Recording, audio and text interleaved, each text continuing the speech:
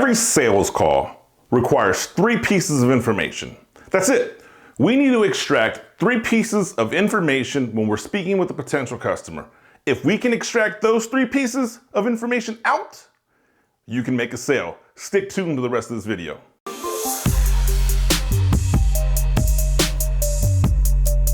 The first bit of information we have to understand in order to make a sale is this.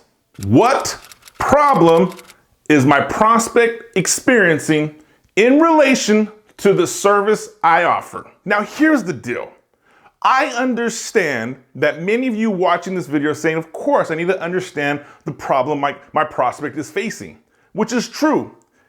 But I have observed numerous sales calls. Let's say thousands at this point. Some people in the academy will send me a recording of their sales call to review and overlook. And the number one mistake we make is we make the assumption that the problem our prospect is facing is the same problem that we're going to talk about. And that's not always the case. When we as salespeople make the assumption that we know about the problem and we tell the prospect, this is the problem you're experiencing, we have just eliminated that person's buy-in to the magnitude of the problem they're facing.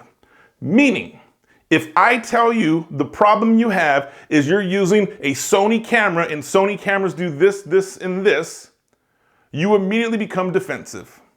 Versus, hey, can you share with me your experience with Sony cameras? You see, I'm going to extract the problem that this prospect is facing. So that piece of information must be extracted during a discovery call, during an intake form, during any type of communication that you have with your prospect. You have to be able to extract the problem they're facing. Here's a bonus. If I can extract the problem, I have to get them to acknowledge the problem I just extracted.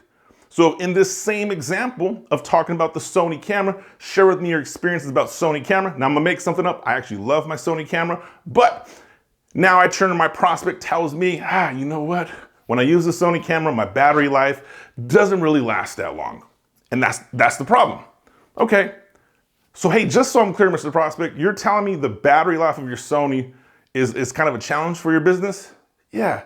I mean, tell me about the areas it impacts you. How does that impact you? Right? Do you see what I'm doing there? I'm literally taking that problem and I'm extracting it and I'm making it feel bigger. I'm painting a picture of it. I'm pouring salt on that open wound. So that's the first piece of information we want to extract on any sales call is what is the problem this prospect is facing. The second piece of information we have to extract, and this goes without being said. Now here's the deal. On this piece of information right here, you for sure have done this incorrectly. Guarantee. Hey, by the way, do me a favor.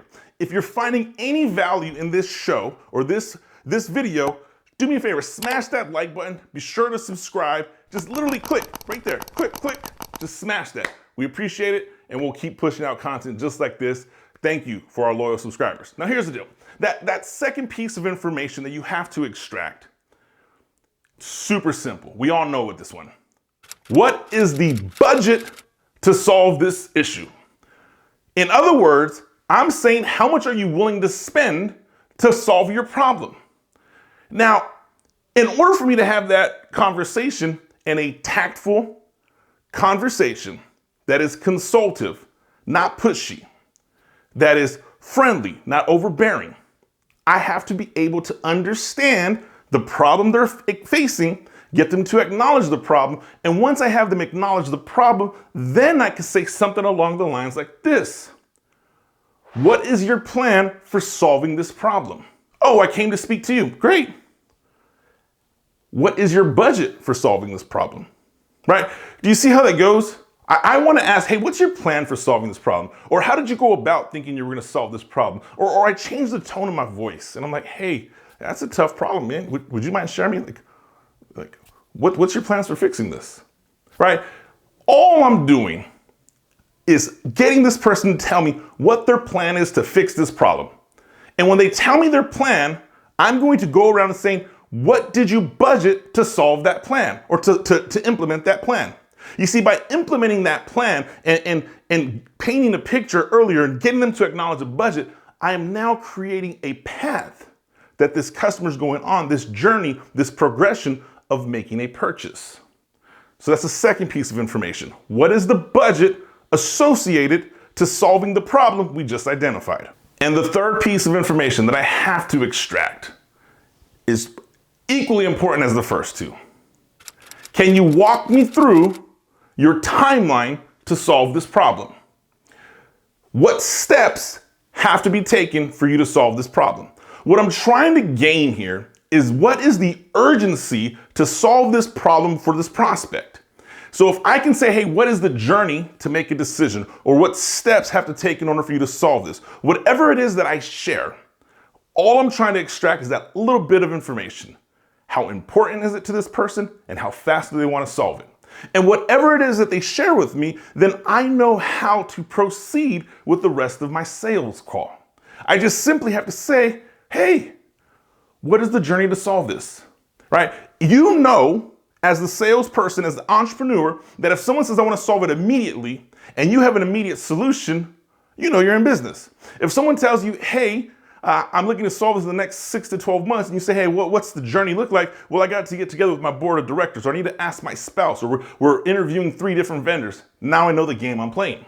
You see, the worst thing that can happen for a small business owner or a sales professional is to get involved with the prospect, have a great dialogue, think you're going to win, and walk away from an appointment only to get the phone call later, hey, we went with another vendor, and you didn't even know you weren't in a game with the other competitor. So you have to extract that information. Simple.